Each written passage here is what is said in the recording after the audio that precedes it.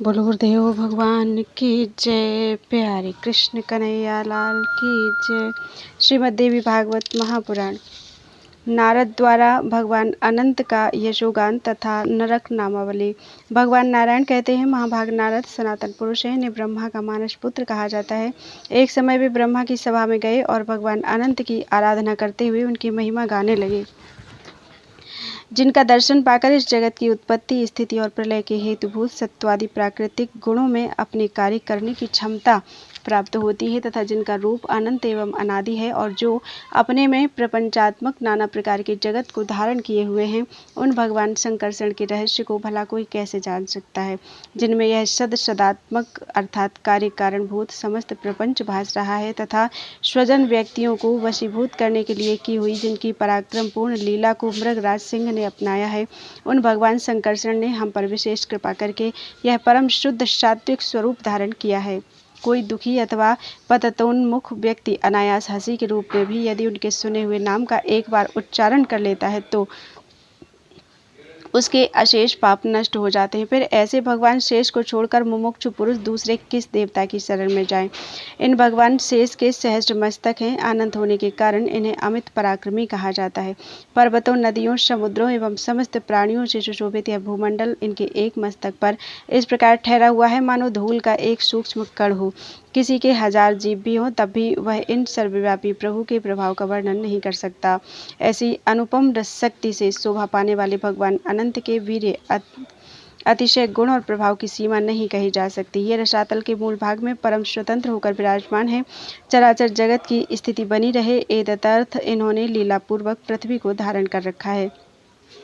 मुनिवर मनुष्यों के जैसे कर्म होते हैं, उन्हीं के अनुसार उनको उच्च नीच गतियों की प्राप्ति होती है। इन्हें कर्म का परिपाक कहा गया है। तुम यदि जानना चाहते हो तो मैं बताने के लिए तैयार हूँ, तुम यह प्रसंग सुन सकते हो। नारद जी ने कहा, भगवान आप प्राणियों की विचित्र गतियों के यथार्थ रहस्य को हमें सुनाने की कृपा कीजिए। भगवान नारायण कहते हैं, नारद कर्ता की श्रद्धा के अनुसार ही गतियां भी पृथक पृथक हुआ करती हैं। श्रद्धा में भी सदा 3 प्रकार के भेद होते हैं, अतः उनके फल में भी विभिन्नता होना स्वाभाविक ही है। कर्ता में यदि सात्विक श्रद्धा हो तो कर्म के फलस्वरूप उसे सुखप्रद गति मिलती है। राजसी श्रद्धा होने से वह कष्टप्रद गति का अधिकारी होता है। तामसी श्रद्धा के प्रभाव से कर्ता दुखी और मूर्ख बन बैठता है। यूं श्रद्धा के तारतम्य से फल में भी विचित्रता बतलाई गई है। द्विजवर माया अनादि है, इनके बनाए हुए कर्म ही गतियों के उत्पादक हैं। ये गतियां सहस्रों की संख्या में है। नारद त्रिलोकी के भीतर दक्षिण दिशा में अग्निश्वात नामक पितृगण तथा अन्य पितर भी निवास करते हैं। यह स्थान पृथ्वी से नीचे और अतल लोक से ऊपर है। ये सत्य स्वरूप है। ये परम समाधि लगाकर इस प्रकार की आशा लगाए बैठे रहते हैं कि शीघ्र हमारे वंशजों का कल्याण हो जाएगा। वही पितरों के स्वामी भगवान यमराज भी रहते हैं। उन्होंने अपना कार्य संपादन कराने के लिए बहुत से पुरुषों को नियुक्त कर रखा है। उनके द्वारा नियुक्त वे पुरुष मरे हुए प्राणियों को वहां ले जाते हैं। भगवान की आज्ञा के अनुसार दंड विधान करना यमराज का प्रधान कर्तव्य है। अपने गणों के साथ रहकर वे विचारपूर्वक कर्म और दोष के अनुसार प्राणियों को यथोचित दंड दिया करते हैं। वे परम ज्ञानी हैं, अपने गणों को सदा सावधान करते रहते हैं। यथास्थान नियुक्त उनके समस्त गण भी धर्म के रहस्य से पूर्ण परिचित तथा परम आज्ञाकारी हैं। नारद नरकों की संख्या 21 बताई गई है। कुछ लोग कहते हैं कि इनकी संख्या 28 है। मैं क्रमशः इनका वर्णन करता हूँ। तामिश्र, अंधतामिश्र, रौरव, महारौरव, कुंभीपाक, कालसूत्र, अशीपत्र, शुकरमुख, अंधकूप, कृमिभोजन, संदंश, तप्तपूर्मी, वज्रकंटक, सालमली, वैतरणी, पुयोध, प्राणरोध, विशेषण, लालाभक्ष, शर्मेयादन, अवीचि, अयहपान, क्षारकर्दम, रजोगण भोजन, शूलप्रोध, दंद, शूक, अवटारोध, पर्यावर्तन और सूचीमुख, इन नाम वाले 28 नरकों को यातना भोगने का स्थान कहा जाता है। प्राणी अपने अपने कर्मों के अनुसार इनमें यातना शरीर प्राप्त करके जाने को बाध्य होते हैं। तामिश्र आदि नरकों का वर्णन। नारद जी कहते हैं, सनातन मुनि, जिनके फलस्वरूप इन नरकों की प्राप्ति अनिवार्य है, वे विविध कर्म कौन से हैं? इस प्रसंग को मैं सम्यक प्रकार से सुनना चाहता हूँ। भगवान नारायण कहते हैं, नारद, जो दूसरों के धन, स्त्री और पुत्र का अपहरण करता है, उस दुरात्मा को यमराज के दूत पकड़कर ले जाते हैं। उन दूतों की आकृति बड़ी भयंकर होती है। उनके द्वारा कालपाश में बंधा हुआ प्राणी यातना भोगने के लिए तामिश्र नामक नरक में गिरता है। यमदूत हाथ में रस्सी लेकर प्राणी को पीटते हैं, उसे घुड़कते हैं और तरह तरह के दंड दिया करते हैं। उसी जीव को महान क्लेश भोगना पड़ता है जो पुरुष किसी स्त्री के पति को धोखे में डालकर स्वयं उसके साथ समागम करता है। यमराज के दूत उसको अंधतामिश्र नामक नरक में गिराते हैं। वहाँ गिरे हुए जीव को असह्य वेदना सहनी होती है, उसके नेत्र अंधे हो जाते हैं, बुद्धि जवाब दे जाती है। जड़ कटे हुए वृक्ष की भांति नरक में गिरते उसे किंचित मात्र देर नहीं लगती। इन्हीं विशेषताओं के कारण प्राचीन पुरुषों ने इस नरक का नाम अंधतामिश्र रखा है। यह मेरा है और यह मैं हूँ, यूं ममत्व रखकर जो दूसरों से द्वेष करता हुआ प्रतिदिन केवल अपने ही परिवार के भरण पोषण में व्यस्त रहता है, वह प्राणी मृत्यु के पश्चात अपने अशुभ कर्म के प्रभाव से रौरव नरक में गिरता है। यह नरक सभी प्राणियों के लिए भयावह है। इस लोक में पुरुष के हाथ जिन प्राणियों की हिंसा हो गई है वे सब भयंकर रुरु नामक जानवर बनकर नरक में रहते हैं। जब मारने वाला प्राणी मरकर उस नरक में पहुंचता है तब वे उसे अत्यंत क्लेश देते हैं। इसी विशेषता के कारण पुराणज्ञ विद्वान पुरुषों ने इसे रौरव नरक कहा है। प्राचीन पुरुष बता चुके हैं कि यह रुरु नामक जानवर सर्प से भी अधिक भयंकर होता है। इसी प्रकार महारौरव भी यातना भोगने के लिए दूसरा सूक्ष्म यातना शरीर पाकर प्राणी उस महारौरव में जाता है। मांस खाने वाले रुरु नामक जानवर उस नारकी जीव के मांस में बहुत बुरी तरह चोट पहुंचाते हैं। नारद जो उग्र स्वभाव वाला मूर्ख एवं निर्दयी पुरुष पशु पक्षी आदि जीवों को मारकर पकाता है, उसे यमराज के दूत कुंभीपाक नामक नरक में, जहाँ सदा तेल खौलता रहता है, डालकर पकाते हैं। मारे जाने वाले पशु के शरीर में जितने रोए होते हैं उतने 1000 वर्षों तक मारने वाला व्यक्ति इसी कुंभीपाक में पकता है। पिता और ब्राह्मण से बैर करने वाले प्राणी को नारकी कहते हैं। ऐसा व्यक्ति सूर्य एवं अग्नि से सदा संतप्त रहने वाले कालसूत्र नामक नरक में स्थान पाता है। उसके भीतर भूख और प्यास की ज्वाला धधकती रहती है और बाहर से उसके शरीर को सूर्य एवं अग्नि का प्रचंड ताप जलाता रहता है।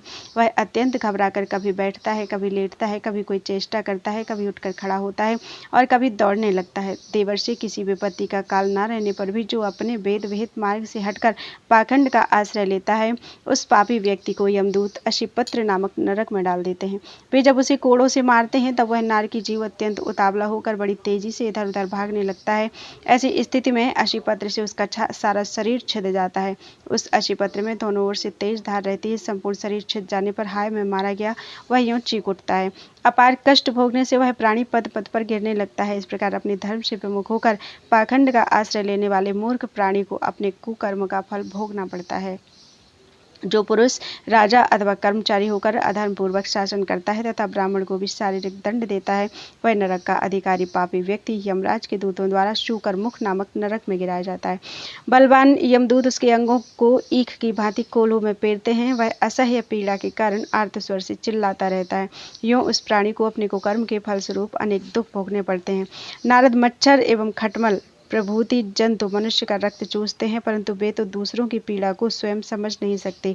पर जो मनुष्य अन्य व्यक्तियों की व्यथा से परिचित है, वह यदि उन्हें कष्ट पहुंचाता है तो उसको कर्म के फलस्वरूप उन्हें अंधकूप नामक नरक में गिरना पड़ता है। वह नरक बिल्कुल अंधकारमय है। बैर चुकाने वाले पशु पक्षी, मृग, सर्प, मच्छर, जूं, खटमल, मधुमक्खी तथा द्वंद्व शूक आदि जानवरों से वह नरक भरा रहता है। निर्दयी व्यक्ति जब नरक में पहुंचता है तब वे जंतु इसे पीड़ित करने लगते हैं। पीड़ा से ग्रस्त होकर वह व्यक्ति इधर उधर भागने लगता है, मानो शरीर के भयानक रोगग्रस्त हो जाने पर उसमें रहने वाला जीव चक्कर काट रहा हो। जो कुछ भी भोज्य पदार्थ प्राप्त हो उसे पंच यज्ञ करके विभाजित करने के पश्चात ही भोजन करना चाहिए। यह शास्त्रोक्त नियम है। जो पुरुष ऐसा नहीं करते उन्हें काक कहा गया है।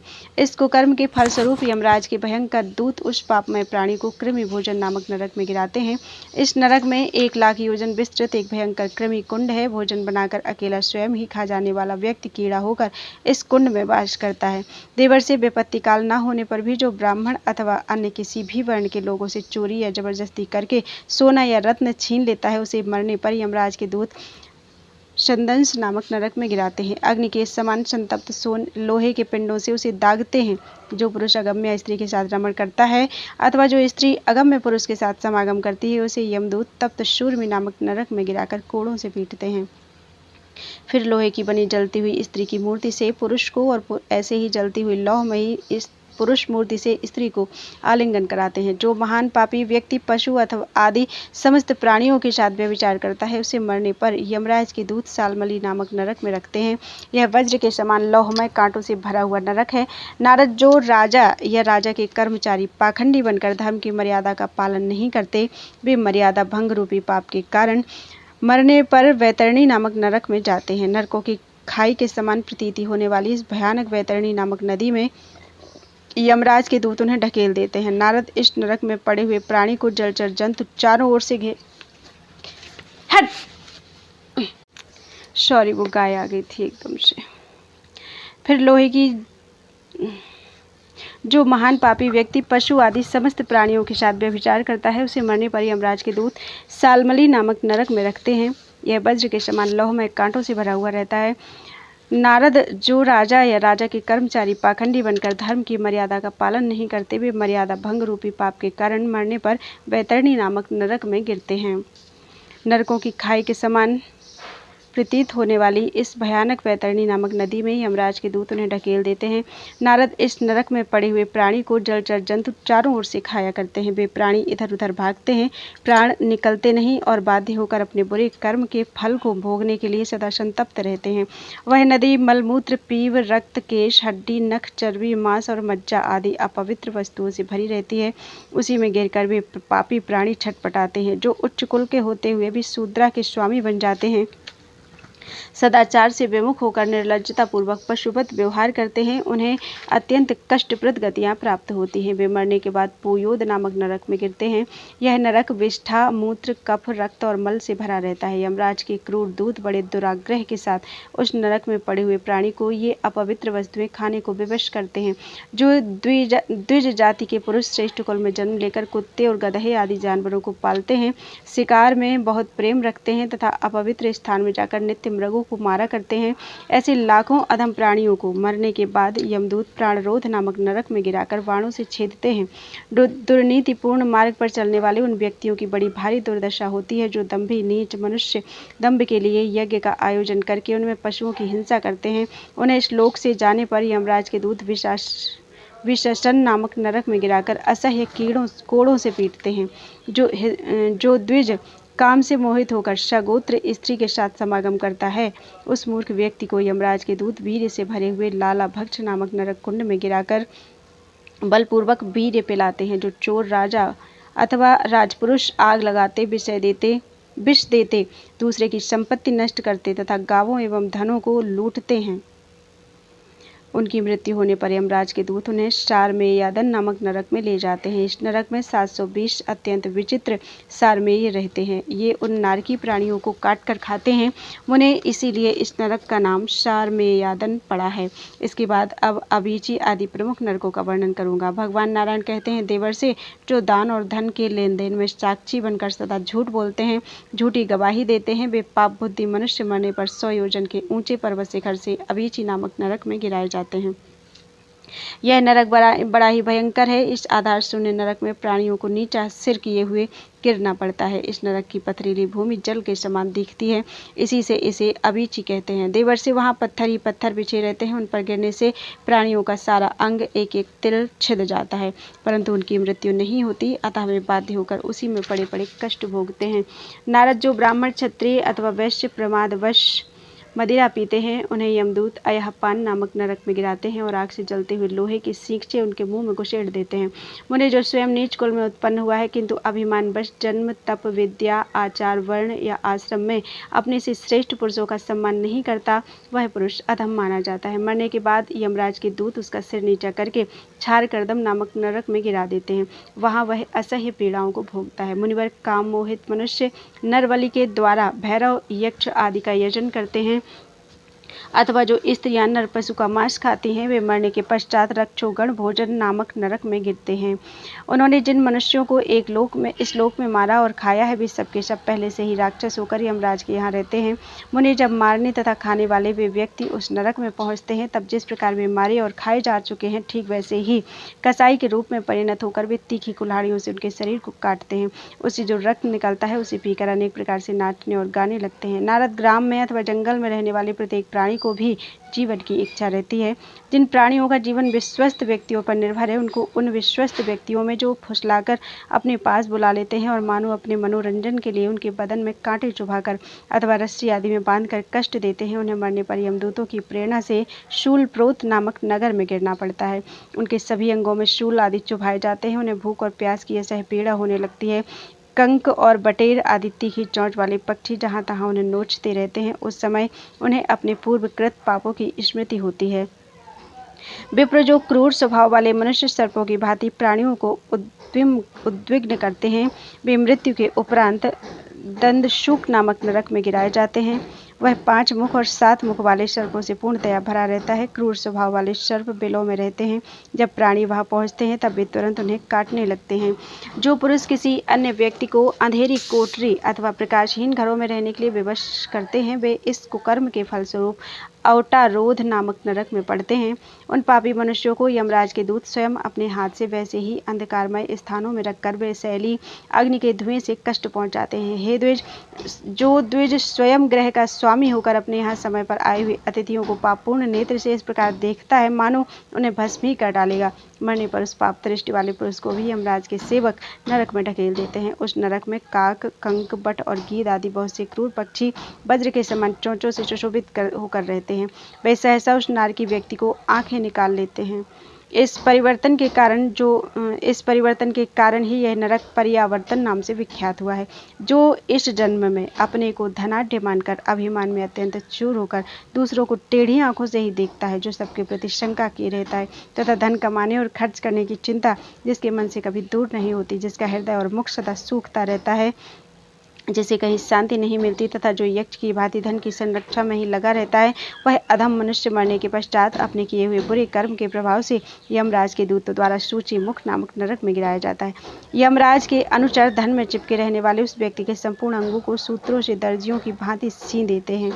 देवर्षि नारद, पाप कर्म करने वाले मनुष्यों को यातना भुगतने के लिए इस प्रकार के सैकड़ों एवं हजारों की संख्या में बहुत से नरक हैं, ऐसा समझना चाहिए। कुछ ही बतलाए गए हैं और बहुतों के नाम ही नहीं लिए हैं। उन्हें ये सभी नरक महान दुखप्रद हैं। पापी मनुष्यों को इनमें जाना पड़ता है। धर्मपरायण पुरुष सुखदायी लोकों में जाते हैं। मुनिवर, मैंने जिस प्रकार देवी के पूजन का रूप और आराधना का लक्षण तुम्हें बताया है, प्रायः वही अपना धर्म है। इसके अनुष्ठान मात्र से मनुष्य नरक में नहीं जाता। सुपूजित होने पर भगवती जगदम्बा संसार रूपी समुद्र से मनुष्यों का उद्धार कर देती हैं। देवी की उपासना के प्रसंग का वर्णन। नारद जी ने पूछा, महाराज, देवी के आराधना रूपी श्रेष्ठ धर्म का क्या स्वरूप है तथा किस प्रकार से उपासना करने पर देवी परम पद प्रदान करती है? पूजा की क्या विधि है तथा कैसे, कब और किस स्तोत्र से माता का पूजन करना चाहिए? भगवान नारायण कहते हैं, परम विद्वान देवर्षि नारद, जिस प्रकार धर्मपूर्वक आराधना करने पर भगवती स्वयं प्रसन्न हो जाती हैं, वह प्रसंग अब तुम मन को एकाग्र करके मुझसे सुनो। नारद, यह संसार अनादि है। इसमें आकर जो भगवती जगदम्बा की उपासना करता है, वह चाहे घोर से घोर संकट में ही क्यों न पड़ा हो, परंतु सर्वशक्तिमयी भगवती स्वयं उसकी रक्षा करने में संलग्न हो जाती हैं। अतः प्राणी सम्यक प्रकार से देवी का पूजन करे, यही उसका परम कर्तव्य है। अब पूजा की विधि सुनो। प्रतिपदा तिथि में भगवती जगदम्बा की गोघृत से पूजा होनी चाहिए, अर्थात षोडशोपचार से पूजन करके नैवेद्य के रूप में उन्हें गाय का घी अर्पण करना चाहिए एवं फिर वह घृत ब्राह्मण को दे देना चाहिए। इसके फलस्वरूप मनुष्य कभी रोगी नहीं हो सकता।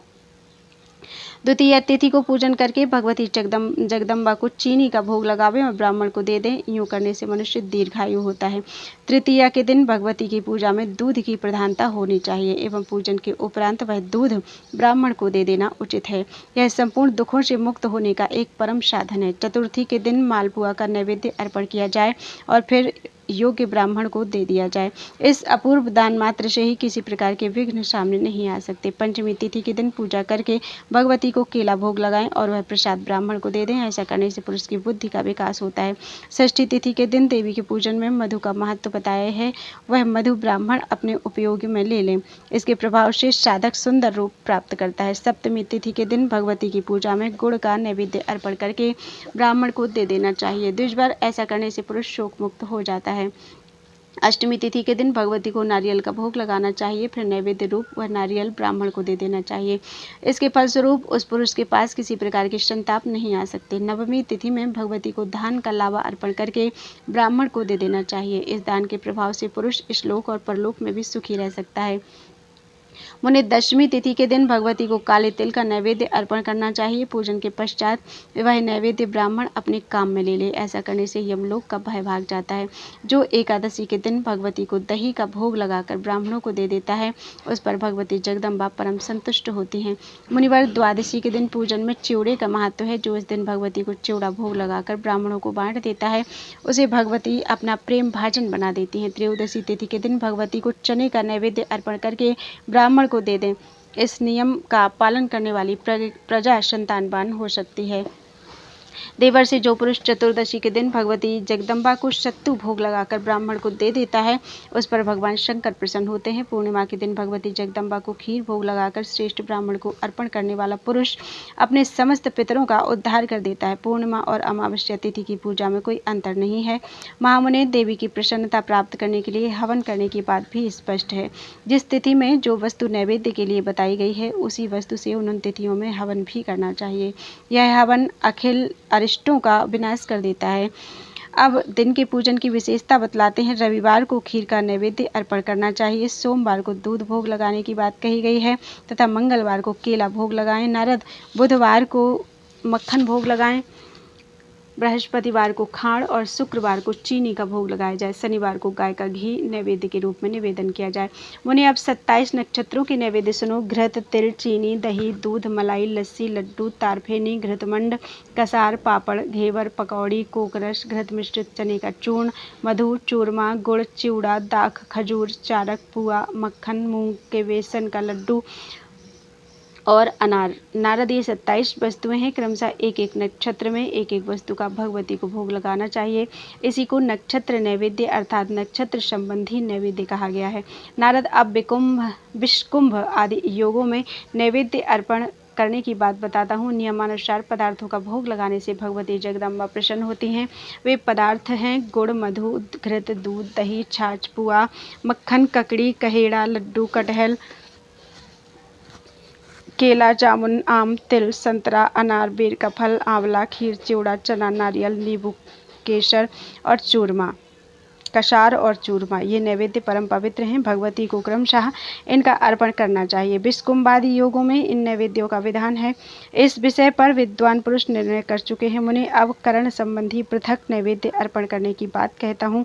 कसार, मंडक, फेनी, मोदक, पापड़, लड्डू, घृतपूर, तिल, दही, घृत और मधु, कर्णों के लिए यही पदार्थ निर्धारित हैं। भगवती को आदरपूर्वक इन्हीं वस्तुओं का नैवेद्य समर्पण करना चाहिए। मुनिवर नारद अब भगवती जगदम्बा को प्रसन्न करने के लिए दूसरा परम साधन बतलाता हूँ, तुम उसे आदरपूर्वक सुनो। चैत्र मास के शुक्ल पक्ष में तृतीया के दिन महुआ के वृक्ष में भगवती की भावना करके उसकी पूजा करें। नैवेद्य में 5 प्रकार के खाद्य पदार्थ उपस्थित करने चाहिए। इसी प्रकार 12 महीने की तृतीया तिथि के दिन पूजा का विधान है। विधि पूर्वक क्रमशः नैवेद्य अर्पण करें। नारद बैसाख में गुड़ से बना हुआ पदार्थ भोग लगाना चाहिए। ज्येष्ठ मास में भगवती के प्रसन्नार्थ प्रभु मधु अर्पण करना चाहिए। आषाढ़ में महुए के रस से बना हुआ पदार्थ भोग लगावें। श्रावण में दही, भादों में चीनी, आश्विन में खीर, कार्तिक में दूध, मार्गशीर्ष में फेनी, पौष में दधी कुर्चिका, माघ में गाय का घृत और फागुन में नारियल भोग लगाने का विधान है। यूँ 12 महीनों में 12 प्रकार के नैवेद्यों से भगवती की क्रमशः पूजा करनी चाहिए। मंगला, वैष्णवी, माया, कालरात्रि, दुरतया, महामाया, मतंगी, काली, कमलवासिनी, शिवा, सहस्रचरणा और सर्वमंगल रूपिणी, इन नामवाचक 12 पदों का उच्चारण करके महुए के वृक्ष में भगवती की भावना से पूजा करें। महुए के वृक्ष में देव देवेश्वरी भगवती जगदम्बा विराजती हैं। अतः संपूर्ण कामनाओं की सिद्धि के लिए तथा व्रत समाप्ति के निमित्त पूजा के पश्चात देवी की स्तुति करें। कमल के समान नेत्रों से शोभा पाने वाली भगवती को नमस्कार है। भगवती माहेश्वरी, तुम महादेवी हो, जगतधात्री हो तथा तुम्हारा विग्रह मंगलमय है, तुम्हें नमस्कार है। परम बुद्धिमती देवी, परमा पापहंत्री, परमार्ग प्रदायिनी, परमेश्वरी, प्रजोत्पत्ति, परब्रह्म स्वरूपिणी, मददात्री, मदोन्मत्ता, मानगम्या, महोन्नता, मनस्विनी, मुनिध्येया, मार्तंड सहचारिणी और जय लोकेश्वरी, ये तुम्हारे नाम हैं। प्रलयकालीन मेघ की भांति तुम कांति धारण करती हो। देवताओं और दानवों ने महान मोह की निवृत्ति के लिए तुम्हारी आराधना की है। यमलोक को मिटाने वाली परम आराध्या भगवती जगदम्बे, तुम यम पूज्या, यमाग्रजा एवं यम निग्रह रूपा हो, तुम्हें बारंबार नमस्कार है। भगवती सर्वेश्वरी, तुम समस्त स्वभावा, सर्वसंग विवर्जिता, संगनाश करी, काम्य रूपा, कारुण्य विग्रहा, कंकाल क्रूरा, कामाक्षी, मीनाक्षी, मर्म भेदिनी, माधुर्य रूप शीला, मधुर स्वर पूजिता, महामंत्रवती, मंत्रगम्या, मंत्र प्रियंकरी, मनुष्यमान सगमा तथा मन मथारी प्रियंकरी, इन नामों से विख्यात हो। देवी पीपल, बट, नीम, आम, कैथवीर, कटहल, मदार, करील और महुआ आदि वृक्ष तुम्हारे रूप हैं। दुग्धवल्ली में निवास करने वाली देवी, तुम परम कृपालु एवं दया की भंडार हो। तुम्हारा श्री विग्रह करुणा से योतप्रोत है। सर्वज्ञ जन तुम पर अधिक श्रद्धा रखते हैं। तुम्हारी जय हो। पूजा करने के उपरांत इस प्रकार के स्तवन से देवेश्वरी जगदम्बा की स्तुति करने वाले मनुष्य को व्रत संबंधी संपूर्ण पुण्य सर्वदा सुलभ हो जाते हैं। यह स्तोत्र भगवती को प्रसन्न करने का परम साधन है। जो मनुष्य इसका निरंतर पाठ करता है उसे आदि व्याधि एवं शत्रु भय नहीं पहुंचा सकते। इस स्तोत्र के प्रभाव से धन की इच्छा करने वाला धन तथा धर्म चाहने वाला धर्म पा सकता है। यह स्तोत्र ब्राह्मण को वेद संपन्न, क्षत्रिय को विजयशाली, वैश्य को प्रचुर धनवान तथा शूद्र को परम सुखी बना देता है। जो मनुष्य श्राद्ध के समय मन को एकाग्र करके इस स्तोत्र का पाठ करता है उसके पितरों को एक कल्प तक स्थिर रहने वाली अक्षय तृप्ति प्राप्त होती है। नारद, इस प्रकार देवताओं ने भगवती जगदम्बा का आराधन एवं पूजन किया है जो तुम्हें बता दिया गया। वे मानव जो भक्तिपूर्वक भगवती की आराधना करते हैं उसे देवी के लोक की प्राप्ति सहज हो जाती है। विप्र, भगवती जगदम्बा की पूजा करने से संपूर्ण कामनाएं सिद्ध हो जाती हैं और पुरुष संपूर्ण पापों से रहित निर्मल बुद्धि प्राप्त कर लेता है। नारद पुरुष भगवती की कृपा से जहाँ तहाँ धन अथवा मान के विषय में आदर एवं सम्मान प्राप्त करता है। स्वप्न में भी नरक संबंधी किंचन मात्र भय उस पर अपना प्रभाव नहीं डाल सकते। भगवती जगदम्बा महामाया है। इनका उपासक इनकी कृपा से पुत्र और पौत्रों के संवर्धन में फलीभूत रहता है, सफलीभूत रहता है। नारद, मैंने जो यह भगवती के चरित्र का प्रतिपादन किया है इसमें नरक से उद्धार करने की स्वाभाविक शक्ति है। मुने, महादेवी की पूजा संपूर्ण मंगलों को देने वाली है। अब एक दूसरा प्रसंग सुनाता हूँ। इसका नाम प्रकृति पंचक है। यह प्रसंग नाम रूप और उत्पत्ति से अखिल जगत को आह्लादित करने वाला है। मुने, यह प्रकृति पंचक अत्यंत अद्भुत एवं मुक्ति का परम साधन है। उदाहरण और महात्म्य सहित इसका वर्णन करता हूँ, तुम सावधान होकर सुनो। इति श्रीमद्देवी भागवतम का 8वां स्कंध पूरा हुआ। बोलो वृंदावन बिहारी लाल की जय।